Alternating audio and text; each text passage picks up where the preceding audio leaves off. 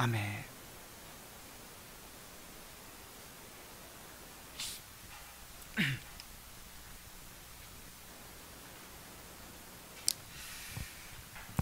모세는 가인의 후손과 셋의 후손을 대조해서 그렇게 우리에게 보여주고 있습니다. 가인의 후손은 번성해 갈수록, 그리고 문명이 발전해 갈수록 죄가 점점 증가해 갑니다. 그래서 완전수인 이제 7대손에 가서는, 그러니까 아담으로부터 7대손이에요. 아담으로부터의 7대손인 이 람에게 이르러서는 그 죄가 절정에 이르게 됩니다. 반면에 셋의 후손은 언약을 계승하고 경건한 신앙을 대대로 전수합니다. 그래서 또 7대손에 가서는, 7대손 에녹에 가서는 그 경건이 절정에 이르게 됩니다. 그래서 가인의 후손들과 셋의 후손들 중에서 특별히 또 부각시켜서 대조하는 사람이 있죠. 바로 이 7대손 라멕과 에녹을 대조하고 있는 거예요. 에녹은 평생토록 하나님과 동행하는 삶을 살았고 죽음을 보지 않고 하늘로 옮겨졌습니다. 에녹의 삶은 인간이 어느 정도 경건해질 수 있는지를 보여줍니다. 그러니까 아마도 그 하나님과 동행하고 하나님을 사랑하고 또 하나님을 갈망하고 이렇게 성령으로 충만해서 살게 되면 도대체 어느 정도까지 경건해질 수 있을까? 이 부패한 인간이 어느 정도까지 성령을 힘입어 경건한 삶을 살 수 있을까? 그 한계를 보여준 것 같아요. 에녹을 목표로 하시기 바랍니다. 저는 지난 수요 기도회 때 다윗에 대해서 설교하면서 하나님을 도대체 어느 정도까지 사랑할 수 있을까? 그 하나님께 대한 그 마음이 어느 정도까지 깊어질 수 있을까 하는 것을 저는 다윗이 잘 보여주었다고 생각해요. 그래서 하나님을 사랑할 때는 누구를 목표로? 다윗처럼 사랑해야겠다. 그렇게 목표로 삼으시기 바랍니다.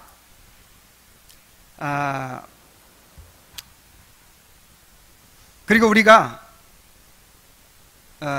이렇게 자녀들에게 신앙을 잘 전수해서 경건한 가정을 이루고 경건한 교회를 이루어가야 한다는 사실을 또 깨닫게 됩니다. 우리의 자녀들이 우리보다 더 경건한 사람들이 되게 해야 합니다. 우리 자녀들이 이제 자라나서 이 교회 주축이 될 때 이 교회가 더 거룩해지고 더 견고하게 세워지는 그런 교회가 되도록 해야 될 줄로 믿습니다. 우리들은 대부분 중간의 예수를 믿었어요. 그리고 일찍 신앙생활을 시작했다고 해도 이 잘못된 그런 신앙생활을 하다가 나중에야 이제 바른 길을 찾고 개혁신앙을 찾아서 그렇게 이제 바로 배워가고 있잖아요. 그런데 우리 자녀들은 어떻습니까? 어렸을 때부터 언약 안에서 자라나고 있어요. 그래서 우리가 정상적으로 신앙생활을 하고 또 자녀를 양육한다면 물론 이제 반드시 그렇게 되지 않을 수도 있지만 그러나 평균적으로 생각할 때, 보편적으로 생각할 때 우리보다 우리의 자녀들이 더 신앙이 좋아야 하겠죠. 지금 우리 대보다 우리 자녀들에 대해서 이 교회가 더 거룩해지고 든든해져야 되겠죠. 그것이 정상인 거예요. 그것을 목표로 우리가 경건을 훈련하고 우리 자녀들을 양육해야 합니다. 다시 한번 강조합니다.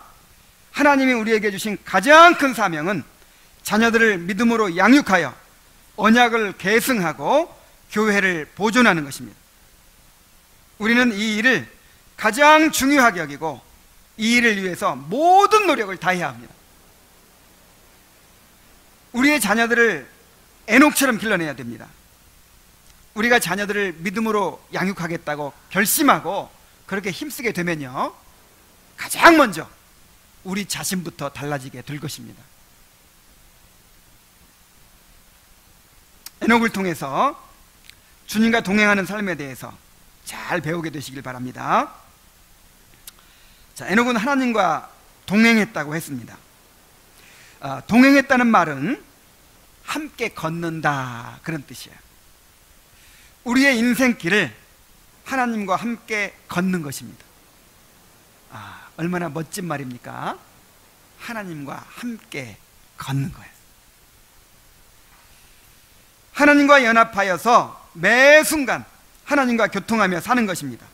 매 순간 하나님을 의식하여 사는 것입니다. 매 순간 하나님 앞에서 생각하고 하나님 앞에서 말하고 하나님 앞에서 행동하는 것입니다. 이것을 코람데오라고 하죠.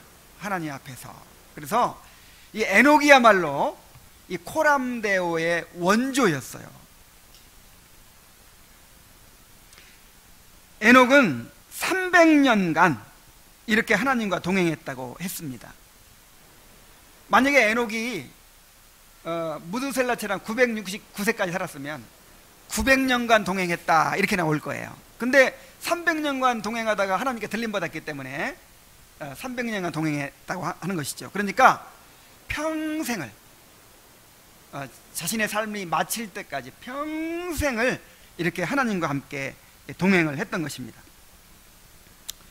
하나님과 함께 동행하기를 힘쓰고자 하는 사람이라면 이것이 얼마나 어려운 일인지를 알 것입니다. 주일 예배를 통해서 은혜를 받고 이번 주에는 내가 한 주간 동안 주님과 동행하리라 이렇게 결심하죠. 그런데 그 결심이 며칠이나 갑니까? 아침에 경건의 시간을 가지면서 오늘은 내가 종일토록 하나님과 동행해야겠다 그렇게 결심하죠. 그런데 그 결심이 몇 시간이나 갑니까? 은혜를 크게 받아도 그것이 며칠을 못 가요. 은혜를 크게 받아도 뭐 길어야 몇 달을 못 갑니다. 그런데 에녹은 얼마 동안 하나님과 동행했다고요? 1년도 아니고 10년도 아니고 50년도 아니고 300년을, 평생을 그렇게 하나님과 동행했다고 했습니다. 그가 얼마나 죄를 죽이기 위해서 힘쓰고 성령을 의지하고 하나님과 동행하기에 힘썼는지를 알 수 있습니다. 그는 이 땅에서 천국을 경험하며 살았습니다. 그래서 하나님께서 그를 더 이상 이 땅에 둘 필요가 없었던 거예요. 하나님께서 죽음을 보지 않았는데, 죽지도 않았는데 그냥 산채로 데려가셨어요. 물론 에녹도 부활해야 합니다. 에녹이 영혼, 그냥 뭐 어떻게 됐는지는 모르겠지만 에녹이 지금, 글쎄 그걸 잘 모르겠네요. 육체를 이렇게 죽음을 보지 않고 데려갔다고 하니까 예수님처럼 그 영화된 몸으로 있는지 아니면 그 영혼만 있는지는 잘 모르겠지만 어쨌든 이 죽음을 보지 않고 하늘로 올라갔다고 했어요. 우리가 이렇게 하나님과 동행하는 삶을 추구해야 될 줄로 믿습니다. 자, 왜 에녹의 삶을 우리에게 소개해 주고 있겠습니까? 이렇게 목표를 가지라는 거예요. 에녹처럼 살라는 거예요. 물론 예수님께서 우리에게 모본이 되시죠. 우리 예수님처럼 살아야 되죠. 그런데 우리가 완악해가지고 예수님은 예수님이니까 이렇게 살았지요, 이렇게 또 변명한단 말이에요. 그래서 에녹을 통해서, 바울을 통해서, 다윗을 통해서 우리에게 본을 제시해주고 계시는 것입니다. 이렇게 살라는 거예요. 기도하고 성경 읽을 때뿐 아니라 하루 종일 하나님과 동행해야 합니다. 주일에 예배 드릴 때만이 아니라 일주일 내내 하나님과 동행해야 합니다. 많은 그리스도인들이 이 성령 충만에 대해서, 하나님과 동행하는 삶에 대해서 오해를 하고 있어요. 이 성령 충만이 하나님과 긴밀히 동행하는 삶이 어떤 특별한 체험인 줄 알아요. 이게 특별한 체험이 아니에요. 성령 충만하게 사는 것이 정상적인 그리스도인의 삶이에요. 에베소 5장 18절에 성령으로 충만함을 받으라 그랬죠. 이 말은 가끔 그냥 대충 살다가 특별히 은혜 받아가지고 그냥 성령 충만하자라 그 뜻이 아니고, 성령 충만한 상태를 유지해라 그 뜻이에요. 계속해서 성령 충만한 상태로 살아라는 거예요. 여러분, 건강한 것이 정상입니까? 병든 것이 정상입니까? 건강해야죠. 평상시에 건강하다고 해서 그게 특별한 게 아니에요. 나 병 없다, 이게 자랑이 아니에요. 이것이 보통이에요, 보통. 그리고 병든 것은, 이건 심각하게 비정상적인 것입니다. 마찬가지로 우리 그리스도인들이 지속적으로 성령 충만하게 사는 것을 목표로 해야 된단 말이에요. 아니, 목표 자체가 그렇게 되어 있지 않으니까 그런 삶을 살지 못하는 거예요. 아, 오늘은 교회 가는 날이니까, 아, 오늘은 특별한 날이니까, 오늘은 내가 무슨 사역을 해야 되니까, 그때 이제 기도하고 뭐 이렇게 은혜를 짜내고 막 하려고 그래요. 그게 아니고, 우리가 항상 평상시에 늘 그렇게 성령으로 충만하고 주님과 동행하는 삶을 살아야 합니다. 성령으로 충만하지 못한 상태에 있는 것을 회개해야 돼요.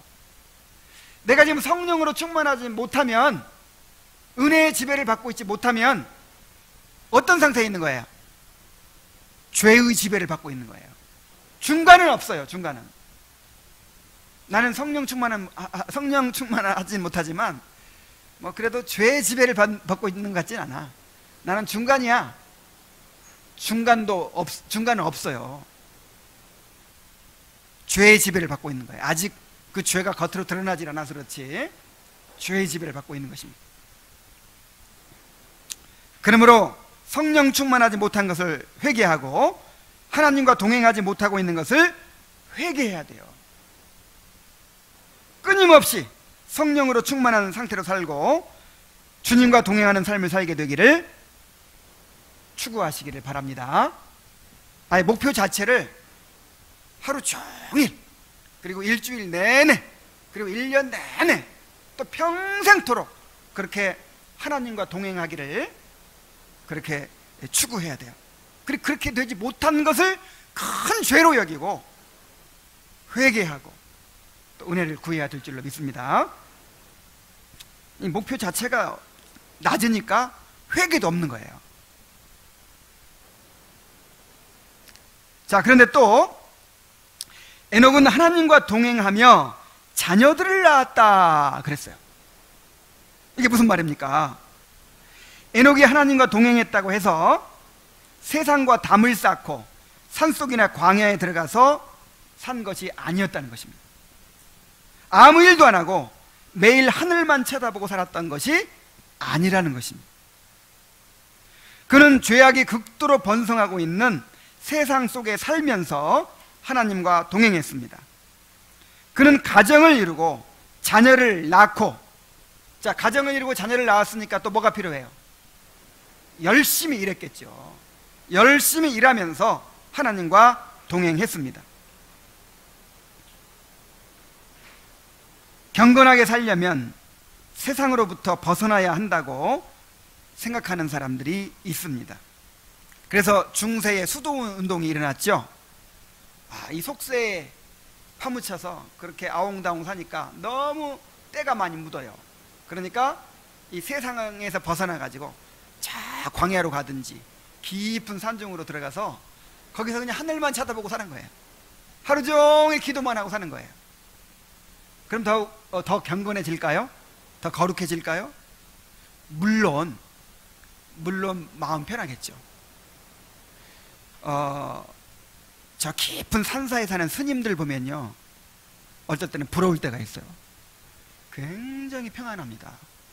뭐 애들 학교 보낼 일이 있어요, 무슨 직장 가서 일할 필요가 있어요. 그냥 뭐 이꼴저꼴 안 보고 그렇게 좋은 환경 속에서 그렇게 고요하게 사니까 마음이 이렇게 고요하더라고요. 이게 얼굴이요 편안해 보여요. 여러분 그게 부럽습니까? 근데 그게 경건이 아니에요. 그런 사람들이 이제 이 세상에 나와가지고 이렇게 살아보면서 그때 이제 그 사람이 어떤 사람인지가 나타나는 것이지, 세상을 떠나가지고 그렇게 분리된 삶을 사는 것은 하나님의 뜻도 아니고 또 그것이 경건이 아닙니다.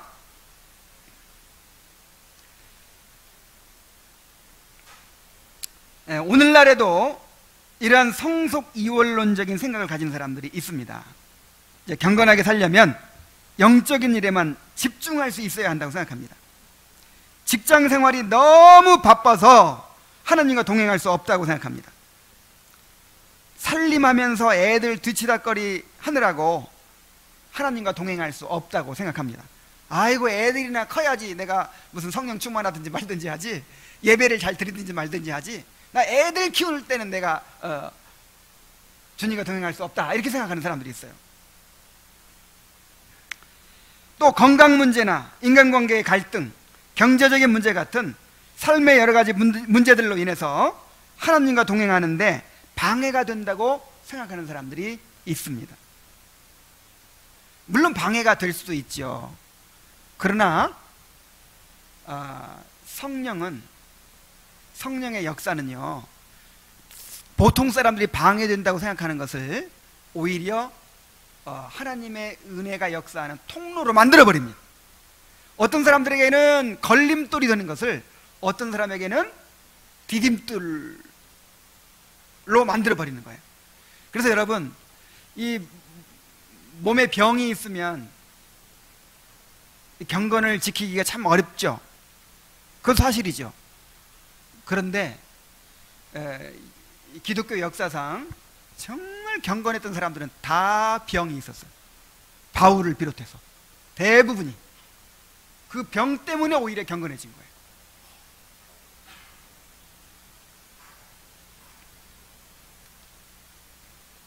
자, 이런 것들을 이제 방해거리라고 생각하니까 세상 일에 방해받지 않고 오직 영적인 일에만 집중할 수 있는 그런 환경을 꿈꿉니다. 그러려면 어떻게 해야 돼요? 신학교에 가든지, 그래서 목사 되든지, 아니면 매일 예배드리고 성경 공부하고 경건서적 읽고 기도하는 일만 그렇게 집중할 수 있기를 바랍니다. 그렇게 해야만 경건한 삶을 살 수 있을 것이라고 생각하는 거예요. 그런데 이런 것들도 다 그 중세 수도원주의와 비슷한 그런 성속 이원론적인 생각이에요. 그러나 그렇지 않습니다. 진정한 경건은 세상 속에 살면서 또 일상생활에 충실하면서 주님과 동행하는 것입니다.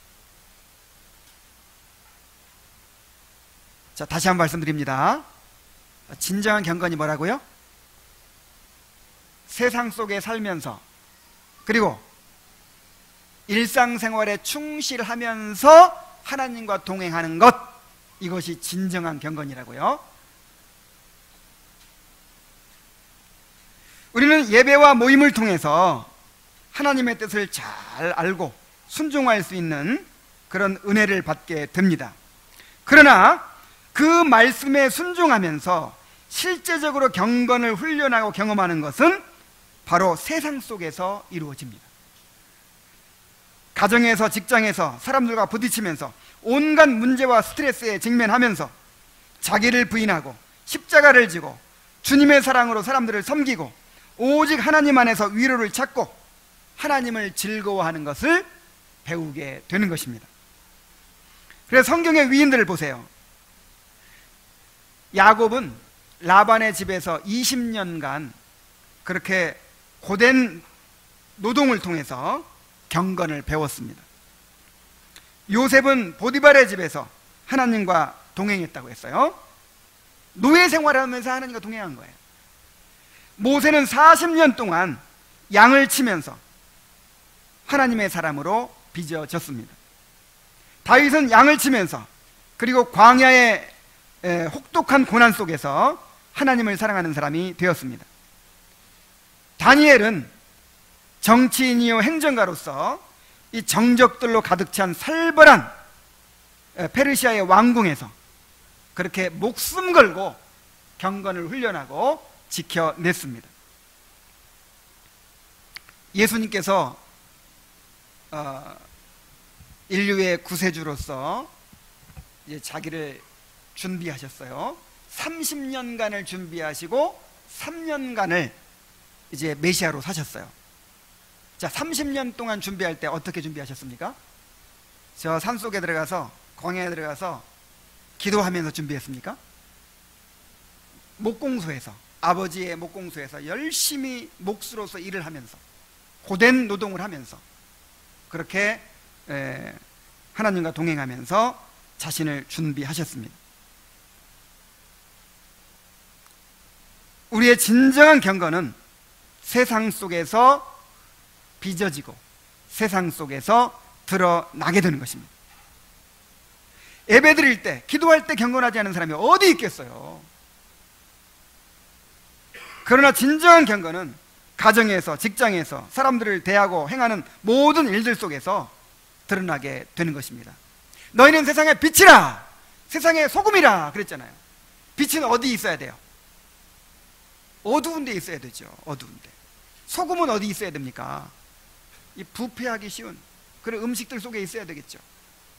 우리 빛들만 따로 모여가지고 반짝반짝 하고 있어 아무 소용이 없어요.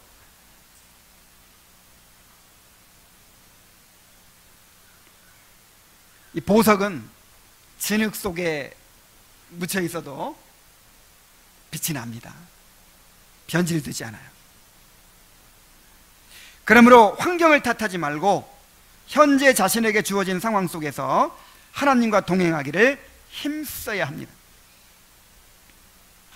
직장일 때문에 할 수 없다고 핑계대지 마십시오. 애들 키우느라고 할 수 없다고 핑계대지 마십시오. 마음이 문제입니다. 마음. 정말 마음이 있으면 어떻게라도 시간을 내게 되어 있어요. 어떻게라도 하나님을 향하게 되어 있어요. 꼭 예배와 모임들에 다 참석해야 되는 것도 아닙니다. 여러분, 우리가 할 수만 있으면요, 할 수만 있으면 예배, 이 공적인 교회의 공적인 예배와 모임들에 다 참석해야 돼요. 최선을 다해서 그렇게 참석하시기 바랍니다. 그리고 공적인 모임들이 아니더라도 이게 사적으로라도 이 성도들의 교제하는 모임, 또 무슨 독서 모임, 뭐 무슨 기도 모임, 어떤 모임이든지 최선을 다해서 참석해야 돼요. 그것이 하나님의 뜻입니다. 자, 그런데 모든 사람들이 그렇게 할 수 있는 환경이 주어지는 것은 아니에요. 이 교회 공적인 모임조차도 다 참석할 수 없는 사람들이 있어요. 예를 들어서 직장 생활을 하다 보면은 이 밤에 못 나오잖아요. 저녁 집회. 자, 그런 사람은 어떻게 하죠? 우리가 모든 모임들에 다 참석하고 그렇게 매일 독서 모임을 하고 매일 뭐 해야만 경건이 유지될 수 있다면, 그럼 직장인들은 아예 평생 포기해야 됩니까? 자, 어떻게 생각하십니까? 오늘 그 문제를 뿌리 뽑으시기 바랍니다. 확신을 가지시기 바랍니다. 자, 어떻게 해야 돼요?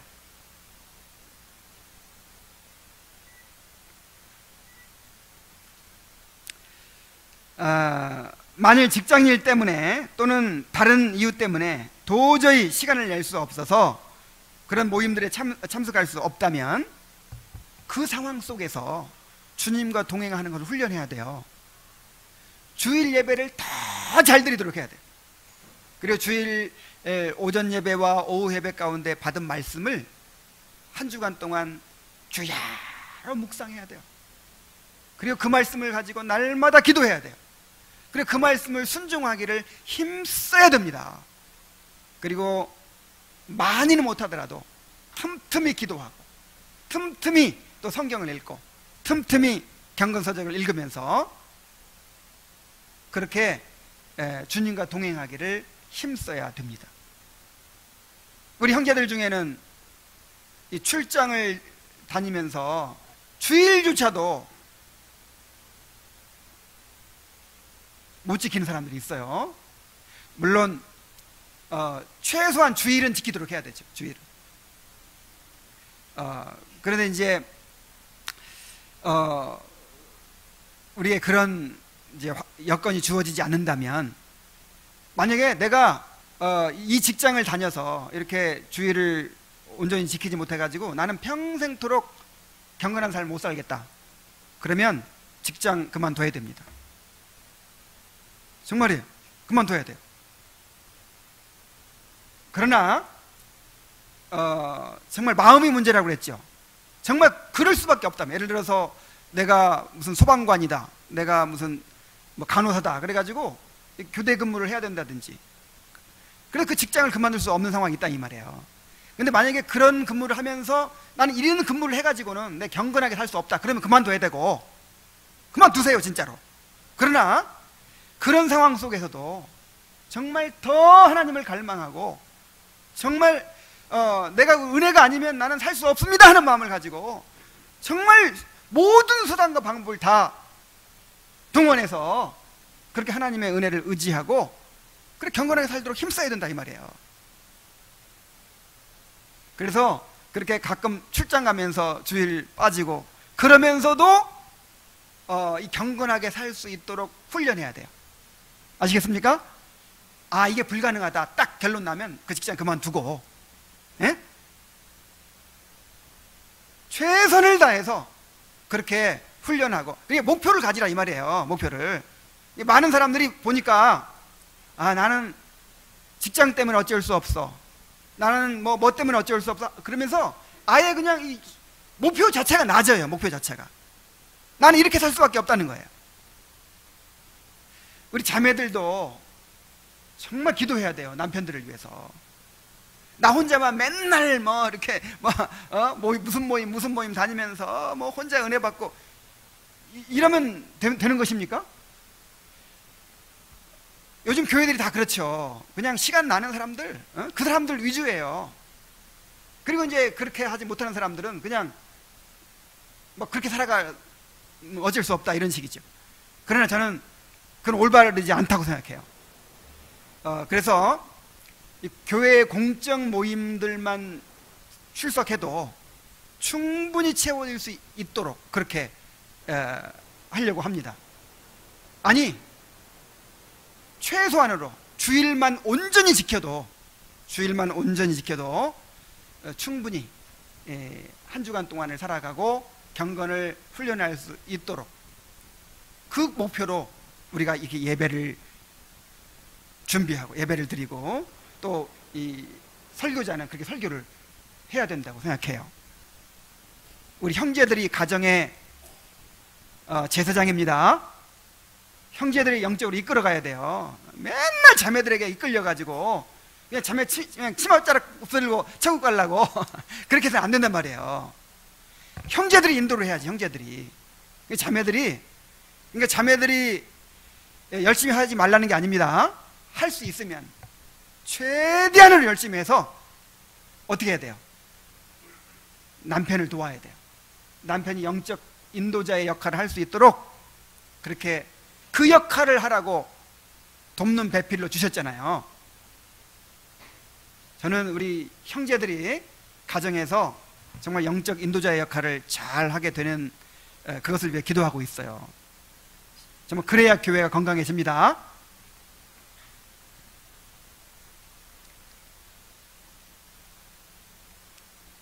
우리는 에녹의 삶을 통해서 하나님께서 우리에게 가장 원하시는 것이 무엇인지를 알 수 있어요.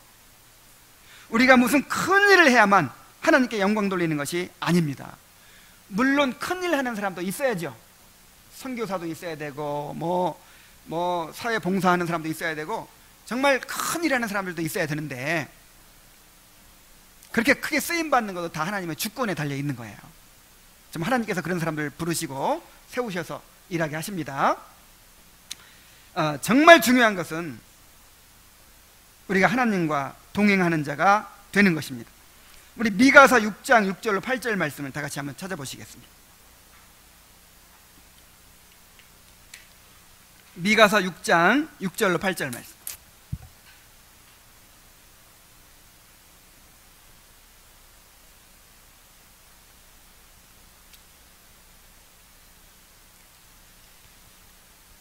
함께 읽겠습니다. 6절로 8절 시작. 내가 무엇을 가지고 여호와 앞에 나아가며 높으신 하나님께 경배할까? 내가 번제물로 1년 된 송아지를 가지고 그 앞에 나아갈까?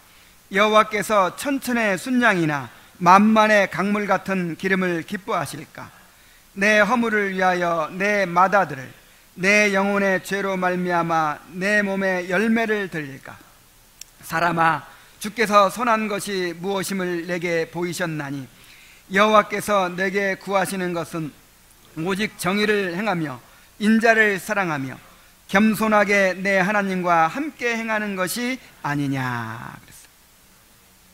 하나님은 무엇보다도 우리가 하나님과 연합하여 살아가기를 원하십니다. 매 순간 그리고 모든 일에서 하나님과 함께 걷기를 원하십니다.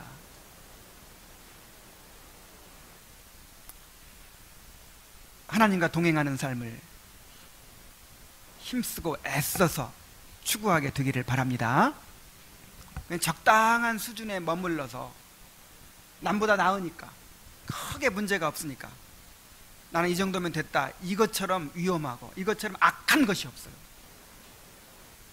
차라리 더 못한 삶을 살더라도 내가 문제다, 내가 이렇게 살아서는 안 된다 하고 자신의 죄를 깨닫고 문제를 깨달은 사람은요, 이제 더 은혜를 사모하면서 올라갈 수가 있어요.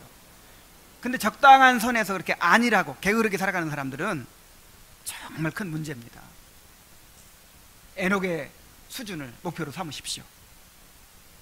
에녹처럼 하나님과 동행하는 것을 목표로 삼아서 그렇게 힘써 훈련하시기 바랍니다. 자, 그렇다면 에녹은 어떻게 그렇게 하나님과 동행할 수 있었을까요? 의지가 강한 사람이었을까요? 에녹은 본래 타고난 인격이 그렇게 훌륭한 사람이었을까요? 그렇지 않습니다. 그렇다면 우리의 본이 될 수가 없죠. 자, 히브리서 11장 5절로 6절에 한번 찾아봅시다. 히브리서 11장 5절로 6절 말씀.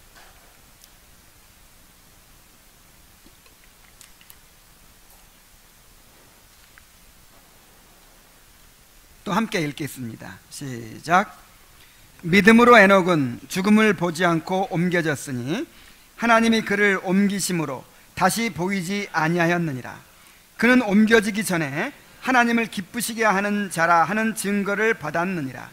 믿음이 없이는 하나님을 기쁘시게 하지 못하나니 하나님께 나아가는 자는 반드시 그가 계신 것과 또한 그가 자기를 찾는 자들에게 상 주시는 이심을 믿어야 할지니라. 자, 에녹은요, 하늘로 옮겨지기 전에 하나님을 기쁘시게 하는 자라 하는 증거를 받았다고 했습니다. 하나님께로부터 하나님을 기쁘시게 하는 자라고 인정받았다는 뜻이에요. 너는 정말 나를 기쁘게 하는 자다, 이렇게 인정받았다는 뜻이에요. 자, 우리가 어떻게 하면 하나님을 기쁘시게 할 수 있을까요? 하나님을 기쁘시게 하니까 하나님이 함께 해주시고 하나님과 동행할 수 있었던 거예요. 자, 어떨 때 하나님이 기뻐하실까요? 6절 말씀이 그 에녹이 하나님을 기쁘시게 했던 그 비결을 말하고 있는 거예요. 6절. 자, 어떻게 기쁘게 했다고 했습니까? 믿음이 없이는 하나님을 기쁘시게 하지 못하나니 그랬어요. 바로 믿음이었습니다. 에녹의 믿음이 하나님을 기쁘시게 했어요. 신약 성경에서 믿음으로라는 말이 행위로라는 말의 반대 개념으로 쓰였다고 했죠. 그러니까 믿음으로라는 말은 다른 말로 하면 은혜로라는 말이에요. 은혜로. 인간은 전적 부패, 전적 무능의 상태에 빠져 있습니다. 그래서 인간의 행위로는 어떤 선행을 해도, 어떤 공로를 쌓아도 하나님께 받아들여질 수가 없어요. 하나님을 기쁘시게 할 수가 없어요. 인간은 자신의 죄와 무능을 인정하고 하나님의 은혜를 갈망할 수밖에 없어요. 인간은 영적인 거지예요, 거지. 그래서 하나님께서 이루어 주신 것을, 하나님께서 중보자를 통해서 이루어 주신 것을 영적인 거지로서 그냥 받아들일 수밖에 없어요. 그렇게 받아들이는 걸 뭐라고 그래요? 믿음이라고 해요. 믿음. 그래서 믿음이 없이는 하나님을 기쁘시게 할 수가 없다는 것입니다. 하나님을 기쁘시게 한 에녹의 믿음이 무엇인지 구체적으로 이제 보여줍니다. 자, 믿음이 없이는 기쁘시게 못하나니 하나님께 나아가는 자는 반드시 그가 계신 것과 또한 그가 자기를 찾는 자들에게 상 주시는 이심을 믿어야 할지니라 그랬어요. 자, 두 가지를 믿어야 되는데, 두 가지를. 자, 먼저 뭘 믿어야 돼요? 하나님이 계신 것을 믿는 것입니다. 자, 이 말은 단지 하나님이 존재한다는 것을 믿는 것이 아니죠. 자, 신의 존재를 믿는 사람은요, 이 세상에 얼마든지 있어요. 중요한 것은 그 신이 어떤 신이냐 하는 것이죠. 자, 하나님이 계신 것을 믿되 어떤 하나님을 믿어야 돼요? 성경에 계시된 그 하나님이 계신 것을 믿는 것입니다. 즉, 무한히 거룩하시고 전능하시며 온 우주를 창조하시고 그 뜻대로 통치하시는 하나님, 택하신 자들에게 구원의 언약을 주시고 신실하게 이루어 가시는 그 삼위일체 하나님이 지금 우리 가운데 살아 역사하고 계심을 믿는 거예요. 그리고 또 뭘 믿어야 된다고 그랬어요? 그 하나님이 자기를 찾는 자들에게 상 주시는 이심을 믿어야 된다고 그랬어요. 여기 상이 뭡니까? 바로 영원한 구원의 선물을 가리키는 것이죠. 그리스도의 구속을 통해서 우리를 의롭다고 인정해 주시고 우리를 양자 삼아 주시고 하늘의 영광스러운 기업을 상속받게 해 주시는 것입니다. 그리하여 그리스도 안에서 삼위 하나님의 영광을 영원토록 누리게 하시는 것입니다. 근데 결국 뭐가 상이에요? 하나님이 상이에요. 하나님. 그러니까 하나님 자신을 상으로 우리에게 주시는 것이죠. 나는 너의 방패요 너의 지극히 큰 상급이니라 그러잖아요. 자, 그런데 하나님은 이 상을 어떤 사람들에게 주신다고 했습니까? 뭐 하는 자들에게?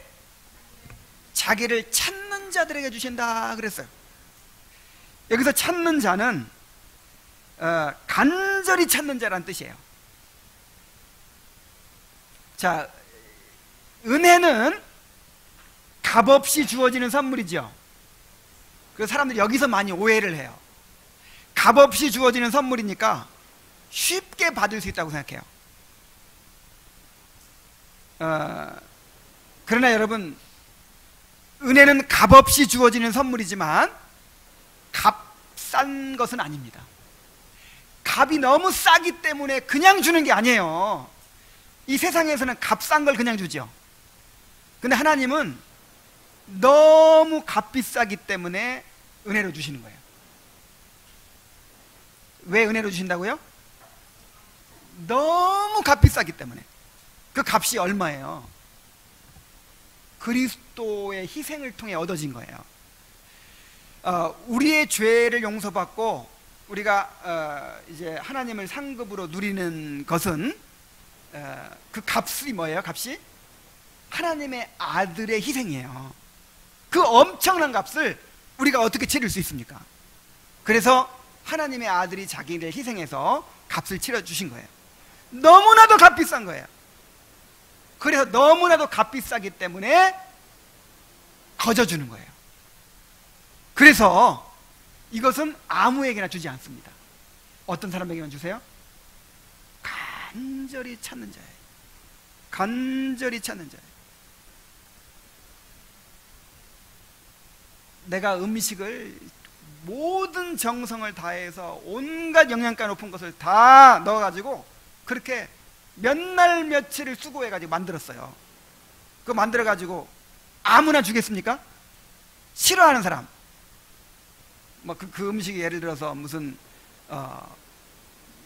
뭐라 그럴까요? 팥죽이라고 합시다. 어제 내가 팥죽을 맛있게 먹었어요.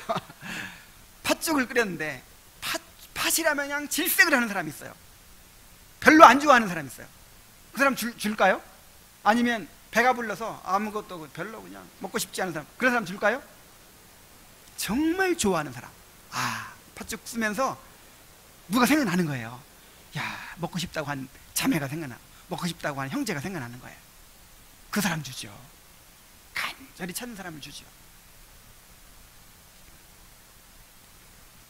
그런 것처럼 너무나도 값비싼 것이기 때문에 아무한테나 주면 그것이 헛된 것이 되어버리잖아요. 그래서 하나님께서 말씀하시기를 내가 목이 가란 자에게 물을 주고 마른 땅에 시냇물을 내리리라. 몹시 갈증이 나가지고 애타게 물을 찾는 사람에게 물을 준다는 거예요. 우리 지난 봄에 가물어 가지고 그렇게 애타게 비를 기다렸죠. 그런 땅에 비를 준다는 거예요. 너희가 전심으로 나를 찾고 찾으면 만나리라.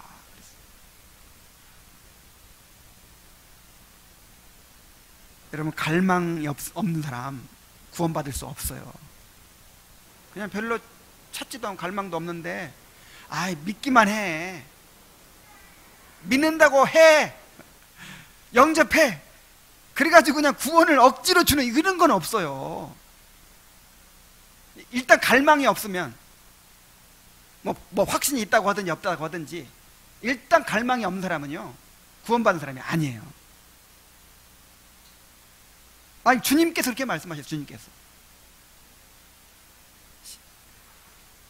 영적으로 거듭난 사람들의 특징, 하나님 나라 백성의 특징을 팔복에서 말씀하셨죠. 심령이 가난한 자는 복이 있나니. 천국이죠, 이것이. 심령이 가난하다는 것이 뭐예요? 그게 내가 이제 그 6년 전에 설교한 건데, 지금 요즘에 그 자매들이 그거 독서 모임에서 들으면서 아주 큰 은혜를 받고 있다고 그래요. 그래서 우리 형제들도 이제 다음 주에 형제들 모임 하면 숙제를 내주려고 그래요. 다음 모임 때까지 팔복을 다 듣고 오도록.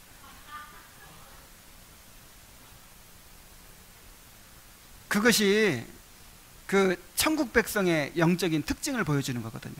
심령이 가난하고 영적 거지가 되는 거예요. 막 뱃속에 거지가 들어있으면 어떻게 해요? 그냥 먹으려고 막 환장을 하죠. 영적으로 이렇게 갈급한 사람이 되어야 돼요. 그 다음에 애통하는 자가 되어야 돼요. 겸손하고 온유한 자가 되어야 돼요. 의에 줄이고 목마른 자가 되는 거예요. 이게 구원받은 사람이에요.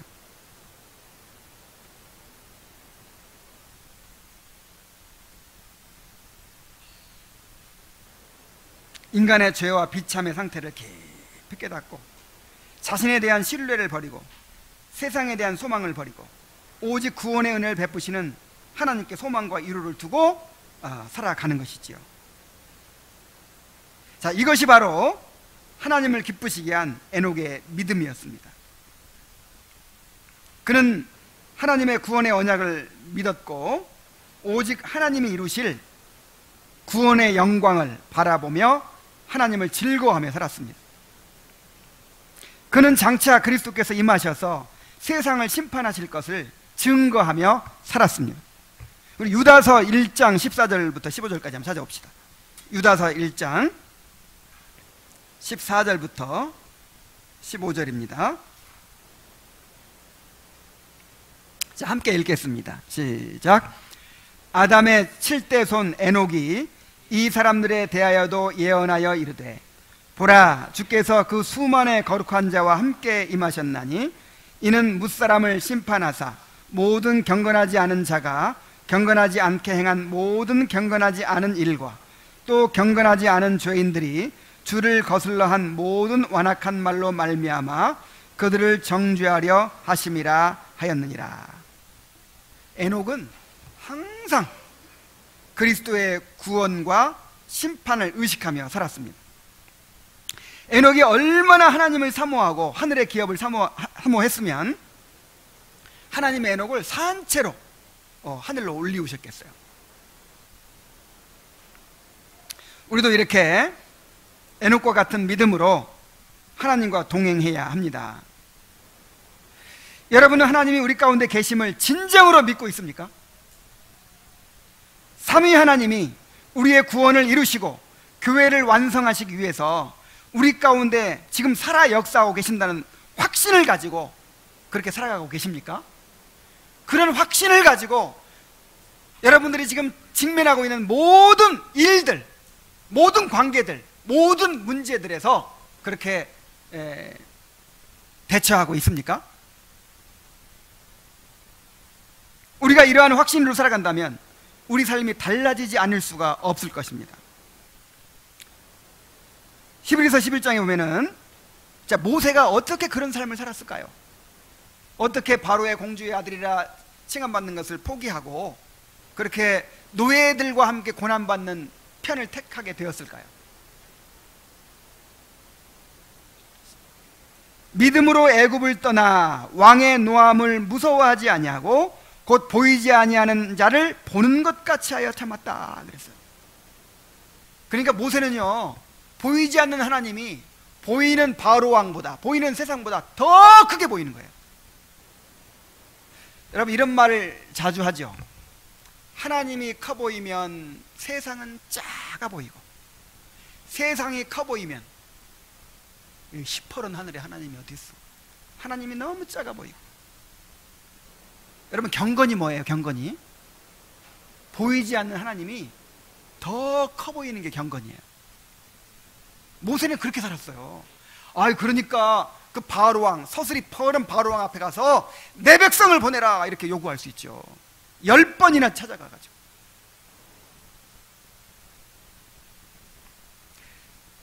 다윗이 어떻게 그런 삶을 살았을까요? 어떻게 그렇게 하나님을 사랑하고 하나님과 동행하는 삶을 살았을까요? 다윗은 이렇게 고백합니다. 내가 항상 내 앞에 계신 줄을 배웠으며. 항상 내 앞에 계신 줄을 보면서 살아요. 칼빈이 그토록 경건하고 헌신적인 삶을 일생토록 살 수 있었던 것은 하나님 앞에서, 즉 코람데오라고 하는 그런 정신으로 살았기 때문입니다. 여러분, 이렇게 하나님이 계신 것을 믿고 있습니까? 또한 여러분은 하나님이 주실 상을 간절히 바라고 있습니까? 하나님의 이루어 주실 영광스러운 구원을 바라보고 있습니까? 한번 생각해 보세요. 하나님이 자기 아들을 내어주시고 우리의 구원을 이루어 주셨죠. 그리고 약속하고 계시죠. 말씀으로 또 성찬의 떡과 포도주를 통해서 끊임없이 우리에게 증거해 주고 계시죠. 그런데 사람들이 관심이 없어. 나는 이제 예수 믿었으니까 어떻게 하든지 천국은 간다. 이제 어떻게 아파트나 하나 마련하고 어떻게 좋은 사람 만나서 결혼하고 내 자녀들을 좋은 학교 보내고, 온통 세상에 있는 것밖에 관심을 가지지 않아요. 정작 우리의 영원한 상급인 그 구원을 바라보지 않는다 이 말이에요. 여러분, 이게 구원받은 사람의 삶일까요? 오늘날 예수님 처음에 예수 믿을 때 구원 문제가 끝나버리죠. 오늘날 그리스도인들은. 그리고 다시는 이제 구원에 관심이 없어요. 어떻게 하면 열매를 많이 맺나, 어떻게 하면 뭐 주님의 일을 많이 하나, 온통 그런 일이죠. 어떻게 하면 복을 받아서 살아가나. 에녹은 상주심을 바라봤다고 해요. 상주심을. 모세는 상주심을 바라보았기 때문에 모든 것을 포기했다고 그랬어요. 바울 사도도 그랬죠. 부름의 상을 위하여 어떻게 한다? 쫓아간다 그랬어요. 이런 사람이 구원받은 사람이에요. 이런 사람이. 정말 구원받은 사람은 상위 목표예요. 상위. 이 구원의 상위 목표예요. 이것이 관심사예요. 이것을 향하여 쫓아가는 거예요.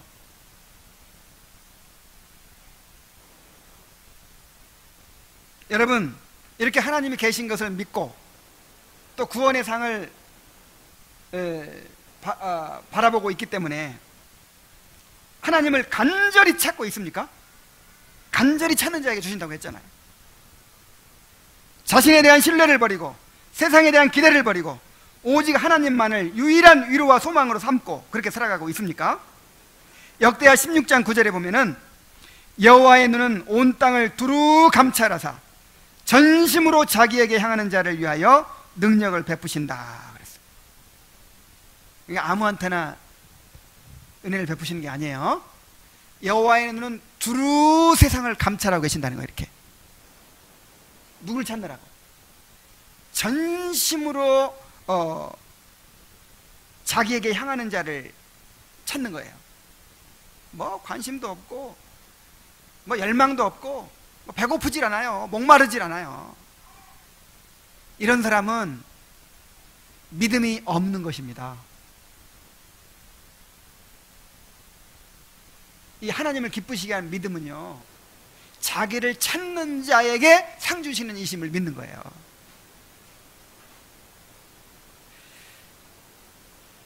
여러분, 이런 갈망을 가지게 되기를 바랍니다. 이 갈망을 잃어버리지 않게 되기를 바랍니다. 저는 여러분들을 위해 기도할 때, 성도들을 위해 기도할 때 영적인 갈망을 달라고 기도해요. 이 가장 큰 기도 제목이에요. 영적인 갈망을 잃어버린 그리스도인은 죽은 사람입니다. 영적으로 죽은 거예요. 기본적으로 우리는 은혜 받는 사람들이잖아요. 은혜 받으려면 내가 뭐가 돼야 돼요? 뱃속에 거지가 들어앉아 있어야 돼요. 영적인 거지가 돼야 돼요. 근데 이런 기본적인 영적 거지의 마음이 없어. 그런 사람이 은혜를 받습니까? 그런 사람한테 100번 1000번 설교해도 무슨 소용이 있겠어요. 배불러 있는데. 그래서 저는 영적인 열망이 없는 사람들이 제일 답답하고 안타까워요. 그래서 늘 성도들을 위해 기도할 때 아무개 형제에게 영적인 갈망을 달라고, 아무개 자매에게 영적인 갈망을 달라고 기도합니다. 여러분도 그렇게 기도하세요. 자신을 위해 기도하고 자녀들을 위해 그렇게 기도하세요. 도대체 영적인 갈망이 없어. 이것처럼 불행한 것이 없어요. 사람이 거듭나면요, 거듭나면 그 증거로 영적인 갈망이 생기기 시작합니다.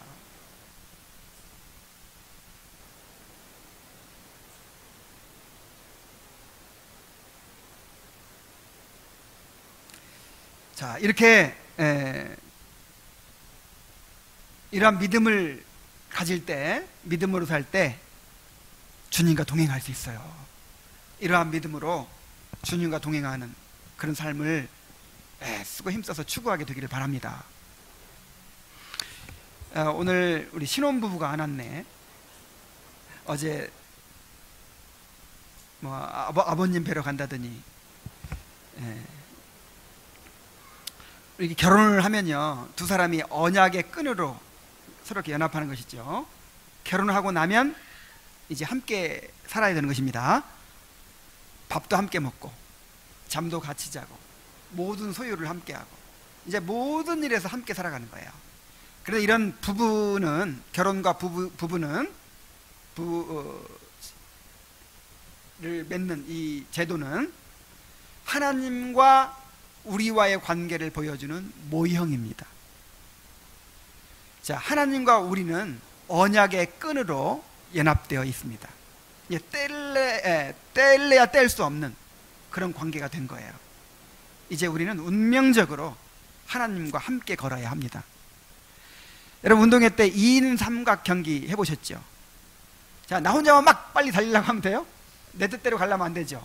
상대방과 보조를 맞추어서 같이 걸어야 돼요. 같이. 그래서 하나님과 내가 이렇게 묶여 있다, 이렇게 생각하고 사시기 바랍니다.